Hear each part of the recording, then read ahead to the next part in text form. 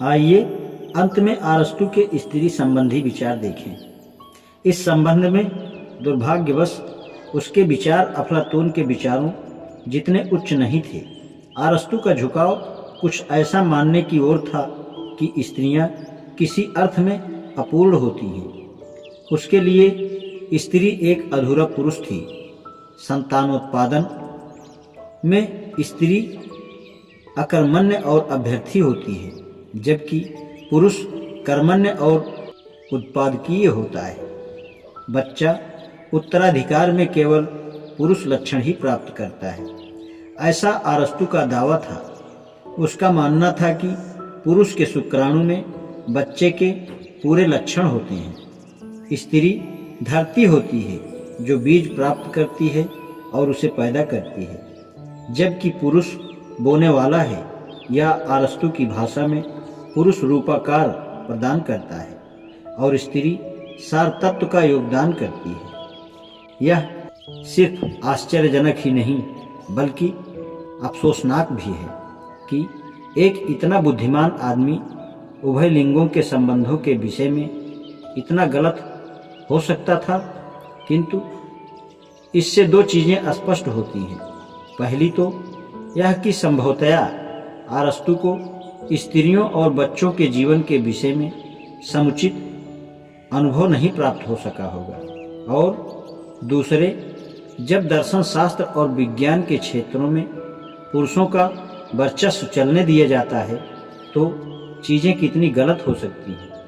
लिंगों के विषय में अरस्तु के त्रुटिपूर्ण दृष्टिकोण से दोहरा नुकसान हुआ, क्योंकि उसका दृष्टिकोण न कि अफलातून का सारे मध्य युग में यूरोपीय विचारधारा पर छाया रहा। चर्च धर्म ने स्त्रियों के विषय में विरासत में ऐसा दृष्टिकोण पाया जिसका आधार बाइबिल में कतई नहीं है। निश्चय ही यीशु स्त्रियों से घृणा नहीं करता था। मैं और कुछ नहीं कहूँगा, किंतु बाद में तुम्हें मुझसे सुनने के लिए और भी मिलेगा। जब सोफी ने अरस्तु वाला अध्याय 1.5 बार पढ़ लिया तो उसने कागजों को ब्राउन लिफाफे में डाल दिया और वह अंतरिक्ष में देखती हुई बैठी रही। अचानक उसे याद आया कि उसकी सब चीज़ें तो बड़े गलत ढंग से बिखरी पड़ी हैं। किताबें और रिंग बाइंडर फर्श पर बिखरे पड़े थे। मोजे और स्वेटर, टाइट्स और जीन्स आधी अलमारी से बाहर लटक रही थी। उसकी लिखने की डेस्क के सामने ही कुर्सी पर धुलने वाले गंदे कपड़ों का बड़ा ढेर था। सोफी ने साफ सफाई करने की अदम्य इच्छा को अपने अंदर उभरते देखा। पहला काम उसने यह किया कि अलमारी से सारे कपड़े बाहर निकाले और फर्श पर फैला दिया। सारा काम शुरू से करना जरूरी था। फिर उसने अपनी चीज़ों को बड़े सुथरे ढंग से मोड़ना और सफाई से शेल्फ में एक के ऊपर एक करके रखना शुरू किया। अलमारी में 7 खंड थे। एक अंडरवियरों के लिए था, एक मोजों और टाइट्स के लिए था और एक जीन्स के लिए था। धीरे धीरे उसने एक एक खंड भर दिया। उसके सामने यह सवाल कभी नहीं आया कि किसी चीज़ को कहाँ रखना है।